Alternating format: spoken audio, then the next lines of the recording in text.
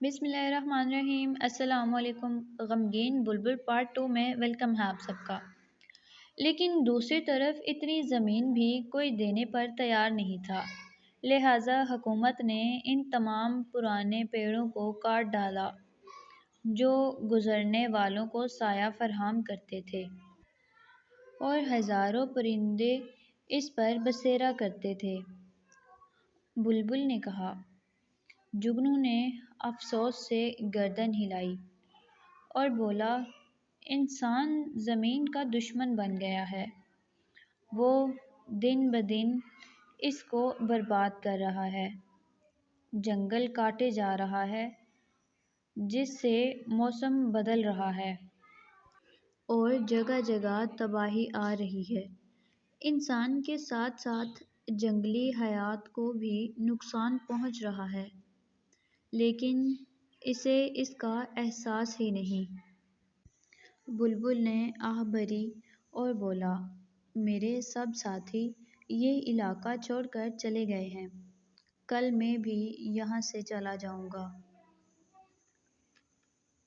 دونوں خاموش ہو گئے اور افق پر اس بدلی کو تکنے لگے جس میں ابھی روشنی کی کچھ کرنیں باقی تھیں۔ پھر جگنو دھیرے سے بولا، حالات بہت خراب ہیں، لیکن ہمیں نا امید نہیں ہونا چاہیے۔ انسانوں میں ابھی ایسے لوگ موجود ہیں جنہیں اس تباہی کا احساس ہے اور وہ اسے روکنے کی کوشش کریں گے، خاص طور پر بچے۔ انہیں تو درخت اور پودے بہت اچھے لگتے ہیں۔ بلبل نے گردن ہلائی اور بولا، ہاں ٹھیک کہتے ہو، ہماری بقا انسانوں کی نئی نسل کے ہاتھوں میں ہے۔ دونوں خاموش ہو گئے۔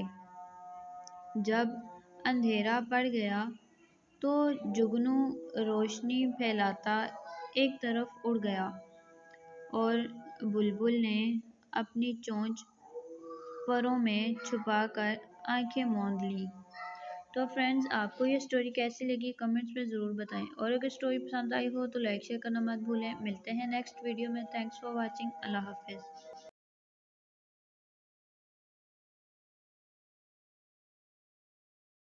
اور جب دونوں کو مالک نے باہر نکال دیا تو میاں کنجوس نے مجبوراً مالک کو 200 کے نوٹ دے دیے اور خالی ہاتھ گھر آ گئے۔